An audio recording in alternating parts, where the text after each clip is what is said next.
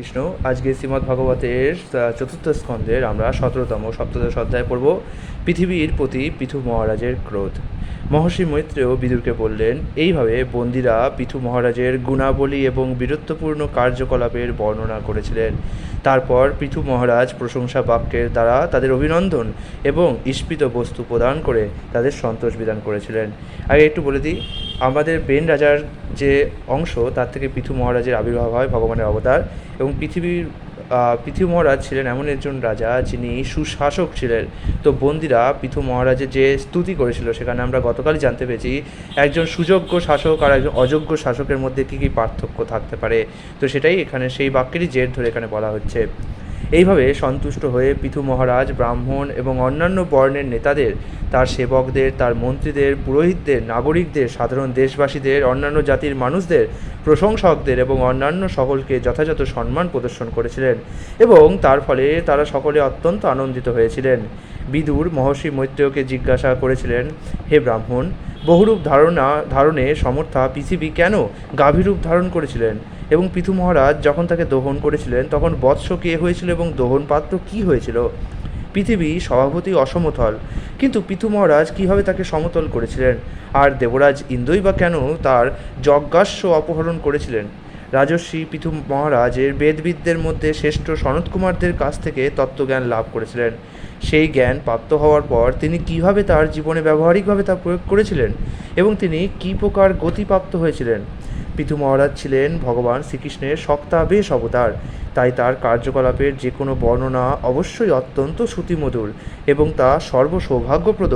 আমি সর্বদা আপনার এবং অধক্ষজ ভগবানের ভক্ত, তাই দয়া করে পৃথু মহারাজের কাহিনী বর্ণনা করুন, যিনি রাজা ব্রেনের পুত্ররূপে গাভীরূপী পৃথিবীকে দহন করেছিলেন।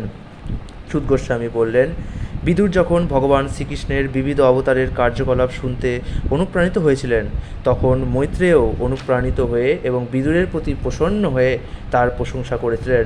তারপর মৈত্রেয় বলেছিলেন, মহর্ষি মৈত্রেয় বললেন, হে বিদুর, যখন ব্রাহ্মণ ও ঋষিরা পৃথু মহারাজকে রাজসিংহাসনে অভিষিক্ত করেছিলেন এবং তাকে প্রজাদের রক্ষক বলে ঘোষণা করেছিলেন তখন অন্নাভাব হয়েছিল।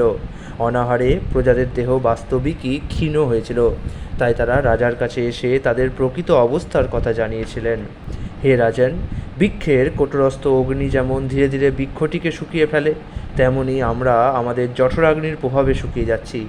আপনি শরণাগতদের রক্ষক এবং আমাদের জীবিকা প্রদানের জন্য আপনি নিযুক্ত হয়েছেন, তাই আমরা সকলে আপনার কাছে এসেছি যাতে আপনি আমাদের রক্ষা করেন। আপনি কেবল একজন রাজাই নন, আপনি ভগবানের অবতারও।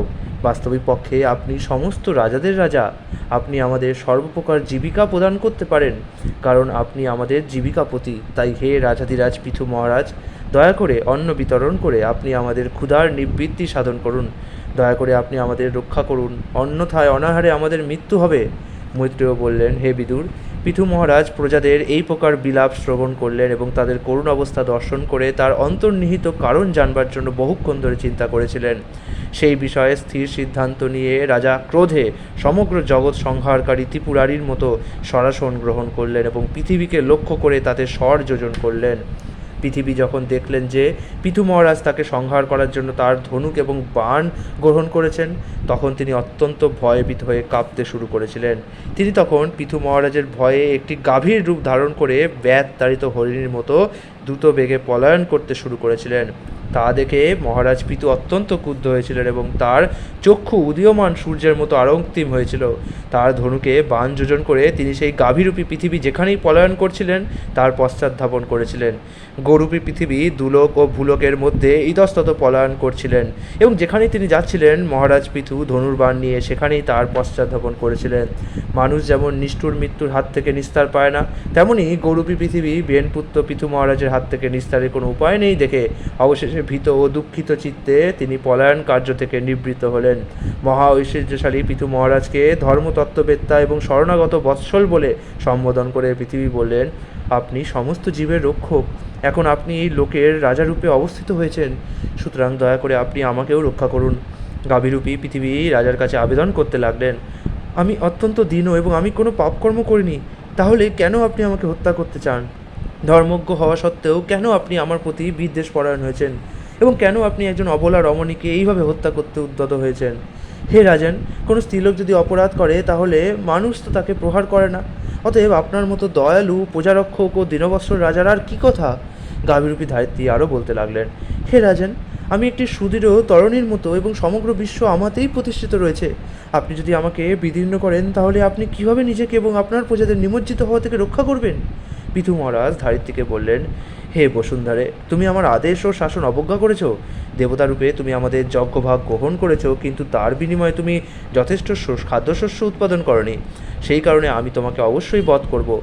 যদিও তুমি প্রতিদিন তৃণভক্ষণ করো, তবুও তুমি আমাদের উপযোগের জন্য তোমার দুধের থলি পূর্ণ করছো না। যেহেতু তুমি জেনে শুনে এই অপরাধ করছো, তাই তুমি বলতে পারো না যে গাভীরূপ ধারণ করেছো বলে তোমাকে দণ্ডদান করা উচিত নয়। তুমি এতই মন্দবুদ্ধি যে পুরাকালে ব্রহ্মা যে সমস্ত ঔষধি ও শস্যের বীজ সৃষ্টি করেছিলেন সেগুলি তুমি নিজের মধ্যে লুকিয়ে রেখেছো, এবং আমার আদেশ সত্ত্বেও তুমি সেগুলি প্রদান করছো না।